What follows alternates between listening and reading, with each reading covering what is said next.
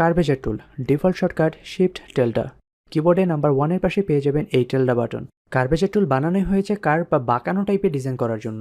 আমরা জানি pen tool দিয়ে কার্ভ বা বাঁকানো টাইপের ডিজাইন করার জন্য আমাদের হ্যান্ডেলের দরকার পড়ে, কিন্তু কার্ভেচার টুল দিয়ে প্রত্যেকটা ক্লিকে একটা নতুন অ্যাঙ্কর পয়েন্ট অ্যাড হবে, কিন্তু এটার মধ্যে কোনো হ্যান্ডেল থাকবে না। পরবর্তী অ্যাঙ্কর পয়েন্টটা আপনি কোন জায়গায় প্লেস করবেন তার উপর ডিপেন্ড করে ইলাস্ট্রেটর ম্যাথমেটিক্যাল ইকুয়েশনের মাধ্যমে আপনাকে স্মুথ একটা কার্ভ প্রোভাইড করে। আর এই ইকুয়েশনটা এতটাই পারফেক্ট হয় যে আপনি যদি ট্রেডিশনাল পেন টুল দিয়ে এই সেম রেজাল্টটা পেতে চান তাহলে মোটামুটি আপনাকে এক্সপার্ট লেভেলের হতে হবে। কার্ভেচার টুল দিয়ে আপনি চাইলে স্ট্রেট লাইনও নিতে পারেন, সেজন্য আপনাকে কিবোর্ড থেকে অল্ট বা অপশন প্রেস করে ধরে ক্লিক করতে হবে, তাহলে আপনি ইজিলি ট্রেডিশনাল পেন টুলের মতো স্ট্রেট লাইনও নিতে পারবেন। আপনার পাথ বা শেপটা কমপ্লিট হওয়ার পর এই কানেকশনটা ডিসকানেক্ট করতে চাইলে যে কোনো টুল সিলেক্ট করলেই হবে, অথবা ইএসসি অথবা এসকেপ বাটন প্রেস করলে আপনার এই কানেকশনটা ডিসকানেক্ট হয়ে যাবে। আবার যদি শেপটা সিলেক্ট থাকা অবস্থায় কার্ভেচার টুল সিলেক্ট করেন তাহলে যেখান থেকে শেষ করেছিলেন সেখান থেকে আবার কানেকশনটা অটোমেটিকলি অ্যাড হয়ে যাবে। আপনি চাইলে এখান থেকে এই শেপটাকে আরো কন্টিনিউ করতে পারবেন।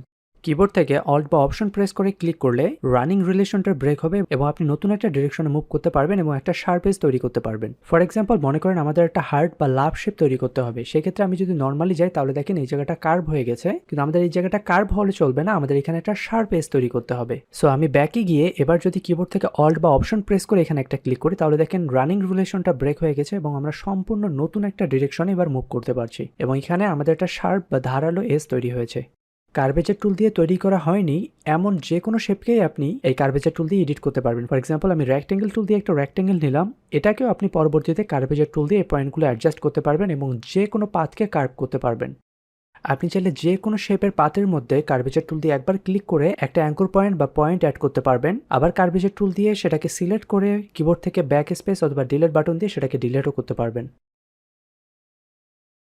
আমরা জানি কোনো স্ট্রেট বা সোজা পাথকে কার্ভ করার জন্য অ্যাঙ্কর পয়েন্টের সাথে কিছু হ্যান্ডেল দরকার পড়ে, কিন্তু কার্ভেচার টুল দিয়ে আপনি কোনো স্ট্রেট লাইনের কোনো অ্যাঙ্কর পয়েন্টের উপর ডাবল ক্লিক করলে সেটা কার্ভ হয়ে যাবে। যদি আবার ডাবল ক্লিক করেন তাহলে সেটা কার্ভ থেকে স্ট্রেট হয়ে যাবে।